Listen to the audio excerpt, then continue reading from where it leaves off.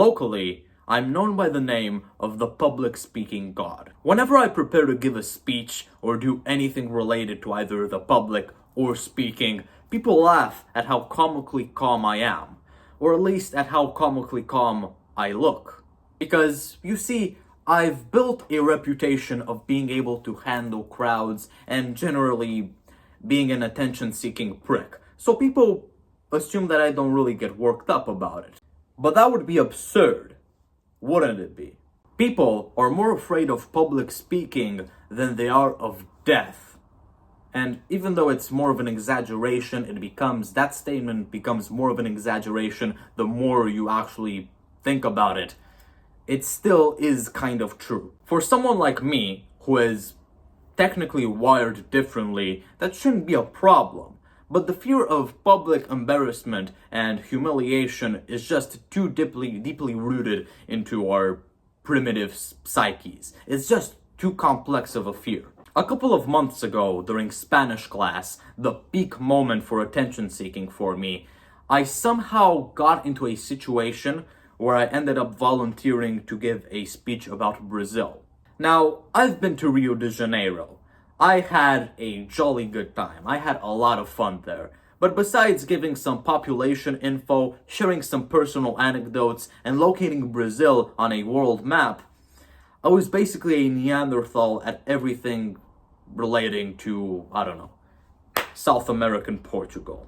Plus, I challenged myself with a 5-minute timer for who knows what reason. I start talking about the flight over the Atlantic, what I felt, what my mother felt, stuff like that. All the while stuttering like a moron and having these weird inflections in my voice. The absolute worst part of it all came at around the 1-minute mark.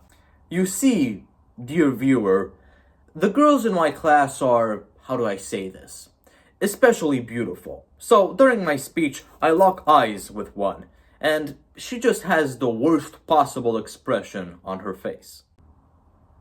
There is no way in hell that this girl is actively enjoying my speech or learning anything of value for that matter. So I start stuttering even more profusely and making even more of a clown out of myself. Long story short, it was one of the most uncomfortable experiences I've had with the public in a long time. Not only because it was obviously embarrassing and humiliating, but also because it clashed with my identity. You can watch my video on that right on YouTube.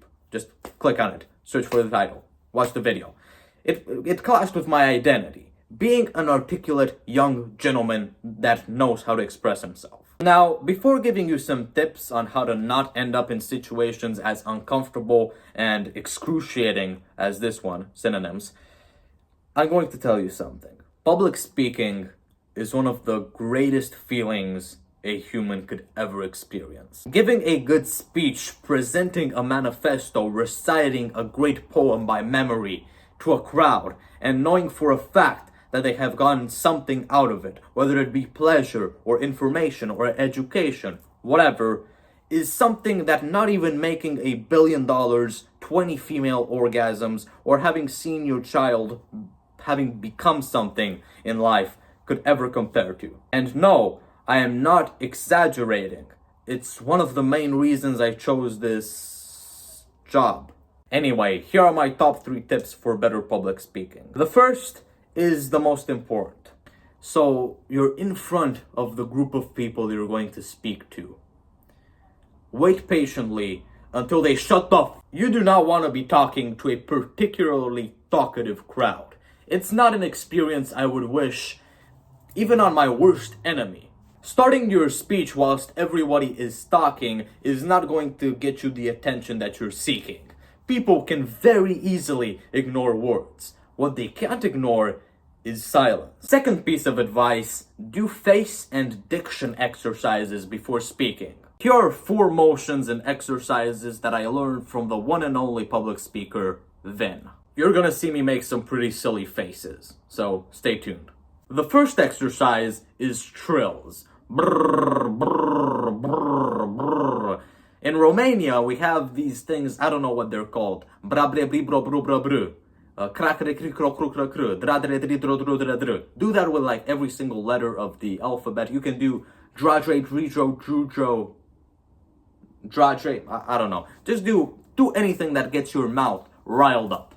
Second, make your face as small as possible and as big as possible. It wakes up every single muscle in your face. Allow me to demonstrate.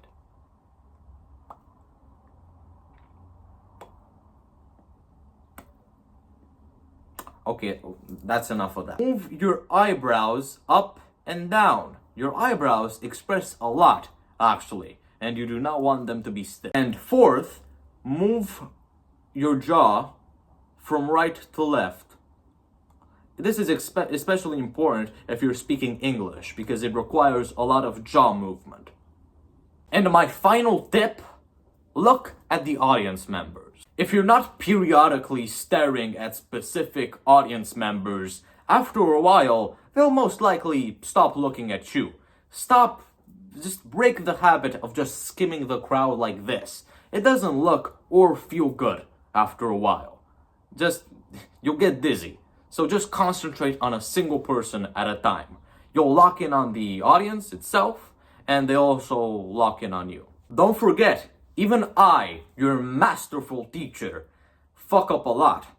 Public speaking is the definition of trial and error. It is trial and error on repeat. So I hope you like that, because once you actually get good at public speaking, as I said, it's probably the greatest experience on earth. If not the greatest experience you could ever have in the entire universe. Hope you enjoyed this video. Subscribe to the YouTube channel if you like sociology, philosophy, calisthenics, psychology. This is just like a base that any lover of social sciences should have. Being able to speak convincingly, being able to give out speeches, it's essential. So this applies to basically everybody, even if you're a STEM person. So yeah, subscribe, and I'll see you later. And hopefully stronger than ever.